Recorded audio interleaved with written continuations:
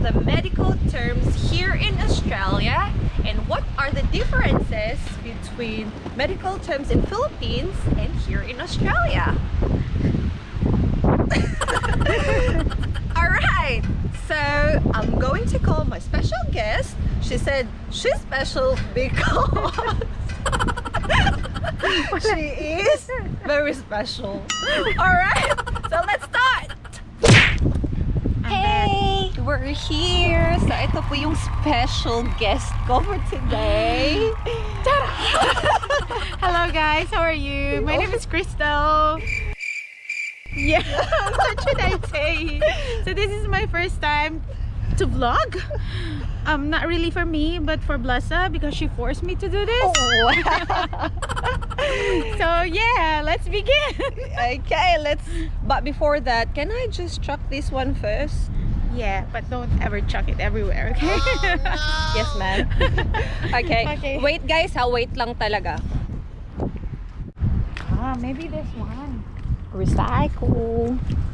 Okay. So guys, okay lang, no social distancing for today kasi naman negative naman tayo, di ba? Siya po yung nagsa-swab test. So okay lang po, negative po kami. Okay, so guys, we're here para i-discuss kung ano yung differences ng medical terms sa Philippines and Australia. Yes. Yeah, so sa Philippines may mga medical terms na hindi siya applicable dito sa Australia. Kasi I think sa Philippines, it's like they use American term. Oh, yeah. So here it's more on British terms. Yeah, I guess so. Yeah. Yeah. Oh, yeah. So Cristel will tell us the medical term in Philippines. Yeah. And you will translate it in Australian medical term. Ooh, diba? Social. Okay, so both of us, sa mga hindi po nakakaalam, both of us are registered nurses here in Australia. Hindi lang halata? Hindi lang po halata, pero yes po. You can count on us. Kung gusto niyo po public. Ay, sorry. So, can we find a spot? Okay, sige, we'll just walk. Okay. Para naman makita nyo yung view, guys. Hindi lang po kami yung view, may iba't din po view. Okay. So yeah. So we're gonna start in 5, 4, 3, 2, 1. So in the Philippines we use vital signs. Yeah.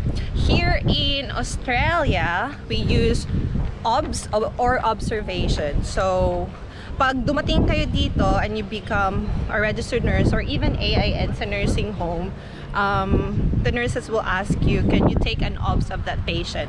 It means po, they have to take the vital signs, complete vital signs of the patient, including the blood pressure, pulse rate, respiratory rate. Do you really count the respiratory rate? 18? Straight away. Yeah, straight away. And what else? Oxygen saturation. Yep. Yeah, that's it. Yeah, and temperature as well. And temperature, yeah. What else? Okay. NPO or nothing per oral. Here in Australia, ginagamit po nila is NBM or nil by mouth. Yeah. It's quite interesting, yeah?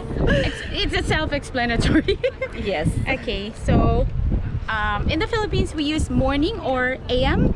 Yeah, so if you see in the chart, for instance, Panadol 1 tab, Mane, it means that the patient needs to take the tablet in the morning. So Mane po. Mane is morning. Yeah. Or main. So when we came here, we thought that it's main. But it's not. It's Mane. Yeah. Next is night. Night. So in the medical chart, you can see, for instance, Panadol 1 tab, Nocte. It means nighttime. Okay, alis tayo. Okay. Dito po muna kami kasi may mga... Okay, are we still going to walk or Yeah. Okay. Okay. Or we can sit down here. Or Sit down muna po kami. yeah. Alright. Okay. In the Philippines, you can use nurse. Nurse. Okay. So dito po, the patients or the people call the nurses sister. Sister, can you help me? Sister, can you clean my bum now? I'm kidding. I'm just kidding. Yeah. So I don't think na yung sister is applicable for men as well. Kasi our CNE is a man, but we call him brother. Okay. Okay. So back home, we use incident report or IR. Dito naman po, we use IMS or incident management system. Or IMS. Or IMS. So, And yes, another one is follow-up. follow-up. So, sa Philippines, like to follow up chest x-ray, yung mga ganon. Dito, to chase up chest x-ray or blood test result. So, yeah.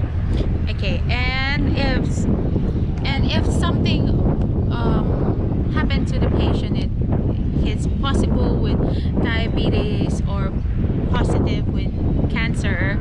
So normally we use in the Philippines possible, and in here it's open and close parentheses question mark. That means query for diabetes or query peritonitis. Yeah. And I don't know if we have this one in the Philippines, the PCA or the patient controlled analgesia. Yeah, patient controlled analgesia. So it's Yeah. very common here. So especially sa mga recovery unit, Yeah, madaming PCA. post-op or surgery ward. For the PCA pala guys, yung patient yung magko-control ng pain relief. Don't worry kasi hindi naman sila ma-overdose because it's already calculated by the doctor kung ilan yung Depending on the dose that they need to. Depending if they feel the pain, that's the time they can press the button. very okay. Okay, so in the Philippines, it's complete blood count. Yeah. Or the CBC. Yeah, here in Australia we call it FBC or full blood count. Yeah. And may isa akong nakita sa request sa clinic namin, FBE. It's full blood examination. Yeah, makes sense. And edema. How do you spell edema in Australia? Okay, so guys, the British spelling British. Ang edema dito is spelled as OEDEMA. So may O siya. Oedema. Same with diarrhea.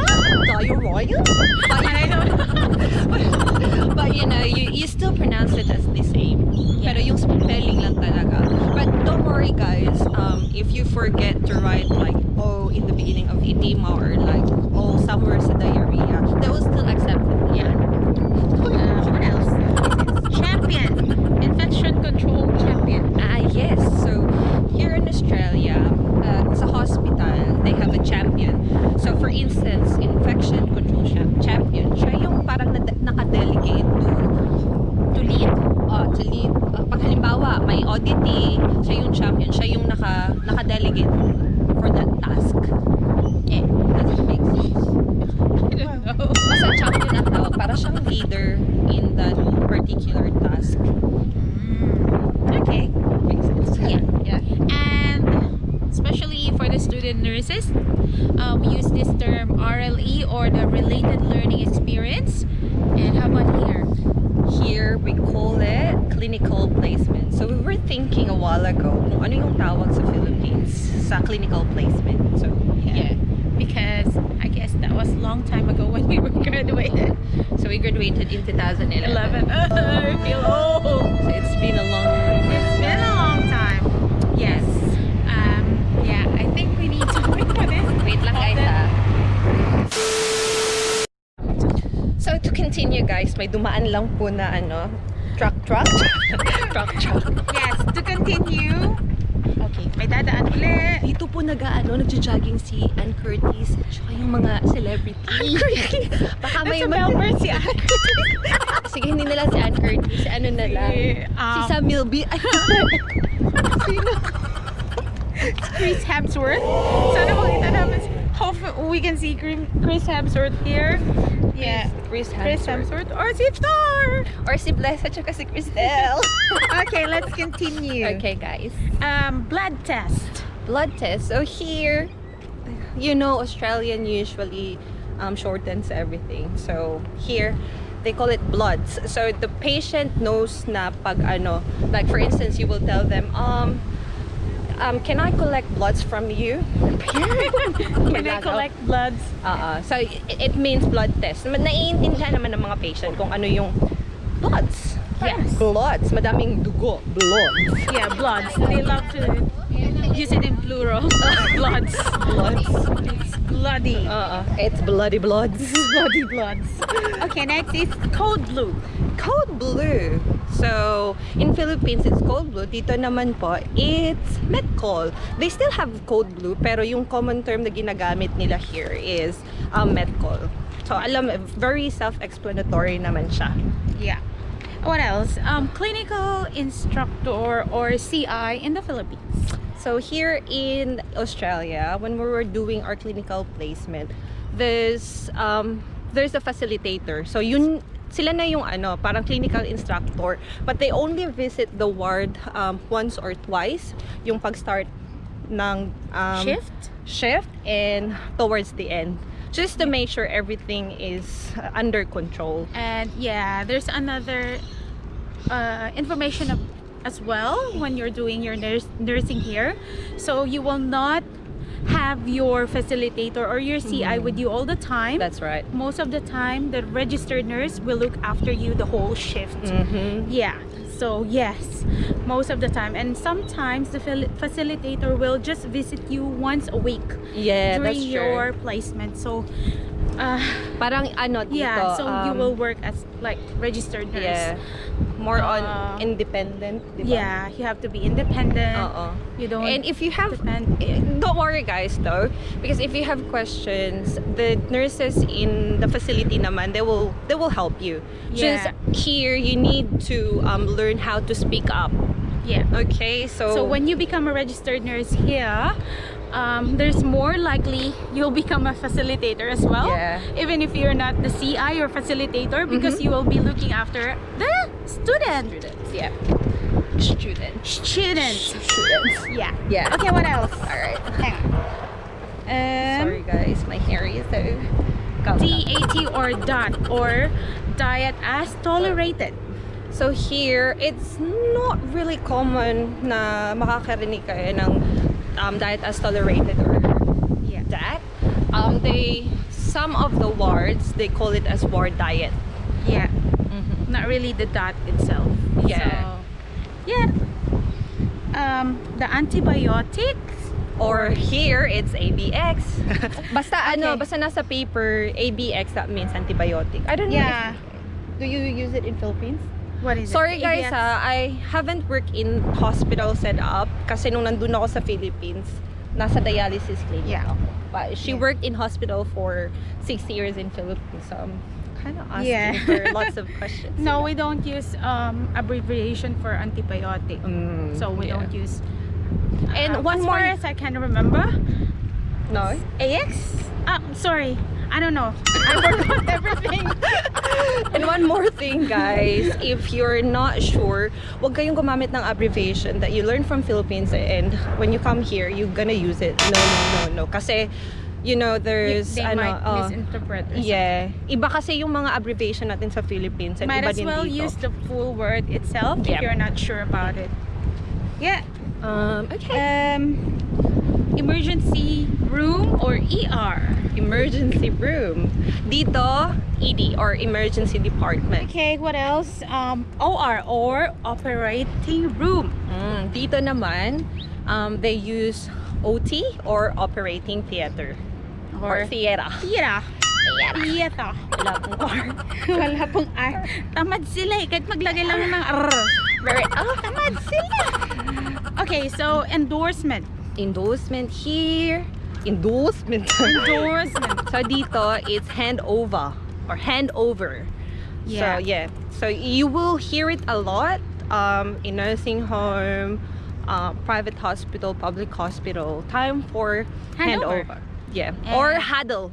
They use Huddle. huddle as well. Yeah, Not morning huddle, huddle, like cuddle. No, Huddle. it's letter H. H U Morning D D L. huddles. Yeah. Yeah, they call it like that. Mhm. Yeah. Chief nurse. Chief nurse. So it's nurse unit manager. I was asking her kung ano ba yung head nurse is yung nurse unit manager, pero hindi pala, right? So in Philippines it's head nurse and chief nurse. We have, I don't know if, but we term our team leader as head nurse, and higher than that is the chief nurse. And when we came here, specifically me, when I came here, so I'm quite not sure if who's the chief nurse, but yeah, along the way I just know that it's Nam or the nurse unit manager. So she's or he is the one who rostering you, looking after the whole ward. What else? Add more. Add more. Yun na yun, sinabi niyo na lahat. So looking after the whole unit and Yes. the employees sa unit na yun. Okay. Oopsie. Yep. Okay. So RD or return demonstration. Yep, here naman is OSCE or ano yung OSCE? Objective, structured, clinical examination. So, but they usually they will just say OSCE. Hindi ko Yeah. nga alam. Oh my God. I just Okay, we'll always say OSCE, but we don't know the We don't know the know. meaning. What else? The BGL PGL or the blood glucose level. Yep, here it's BSL or blood sugar level. Yeah, BSL. So Yeah. yeah, it's quite the same, but Yeah. normally they use They just change the sugar into glucose, glucose to sugar. so it's so What? self-explanatory. I know, right? Okay, I know, right? So what else? Fuck you. Or Fuck you. Okay, so hindi yun bad word ha. It's ano siya, PACU yun. yeah, Or hindi naman PACU, di ba doon? PACU. yeah, they call it in the Philippines PACU. So here it's recovery unit or PACU, like PACU. Yeah, PACU and the NICU, NICU. Yeah, they Yeah. call it here NICU. Yeah. ICU? You. No, joke. It's not ICU. Stop. Stop giving wrong information. No, guys, no. ICU remains ICU, okay? Okay. So what else? Normal range. Normal range. So, the vital signs, normal range. For instance, blood pressure, Is in normal range, or the vital signs is in normal range. We use it here, BTF or between the flags. Yeah. So the color of between the flags, I'm pretty sure it's red. If you go to Bondi, guys, there are flags there and they call it between the flags. If you go beyond that flag, it means it's dangerous. So it's danger. Yeah. So it means sa chart, pag lumampas ka na sa BTF, meaning it's not normal. Yeah, So the patient either needs to be in clinical review. Yeah. Or in rapid response. yeah. So number one, if it goes beyond the normal range or BTF, number one, clinical review. The color of clinical review is yellow. Am I right? Yeah. And then if it's not resolved by the clinical review. So clinical review, yung may mga doktor Na mag-reassess sa patient. Yeah. So pretty explanatory because of the clinical review. They will come and reassess the patient if the patient needs any like medication or any procedure. Yeah. Anyway, and after clinical review, it will be the med code or code blue. Yeah. If it won't be resolved. Yeah. Yeah. Makes sense. Makes sense. Sub-Q or subcutaneous.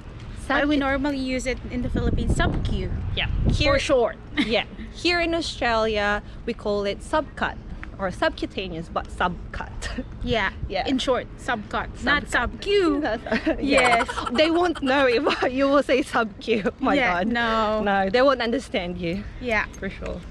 Yeah. The urinary catheter. Or here we call it IDC, or indwelling urinary catheter, but they usually say it IDC. Wala na yung parang further explanation. Yeah. Yep. And the most common word that we always use in the ward or in the hospital, and then we always use the medication is the paracetamol, or we always use the word para in the Para. Philippines. Ooh, para. Yeah. Here it's Panadol. Yes, it's Panadol po. Yeah. So they there's- Regardless of the brand name itself. yeah, it's you always call it Panadol. Panadol. Or Yeah. alam nyo ba na the way they say paracetamol here, There is paracetamol. it's paracetamol. Yeah. Diba? Medyo Bisaya. Cetamol. Sa atin, paracetamol. Sa atin paracetamol, dito paracetamol. Yeah. Bongga. Yes. And what else? Is that it? Yeah, that's all, I guess. So, ay, nako, yung buhok ko. Anyway, guys, yes, and that's it for today. Hope you learned something From from us, it's for those aspiring to be a yeah, registered nurse. that's right. Yeah. give some advice. Yeah. So if you know anything, any new information, medical terms na iba dito at saka iba sa Philippines, comment down below and let us know as well. So, yeah. Disclaimer, so not all the hospital or not all the wards use the same term that we gave you. Mhm. It's just This mostly yeah. most of them use the same words or the same term. Yeah, so that's it, guys. We're just walking around here in look. We're somewhere in the botanical garden and our view is very beautiful. Yeah. It's the famous Opera House. That's it for today, guys. Hope you enjoy and learn something from this video. And for those registered nurses in Philippines that are planning to come here in Australia after this, Video. after this, Pandemic. That's right. After this, so don't give up kasi naman if it's your time, it will be your time. Yeah. And hope to see you here in Sydney or somewhere here in Australia. Good luck to all your dreams in life, and thank you so much for being my special guest for today. Yes. Thank you. See Bye. ya. Hope you enjoy.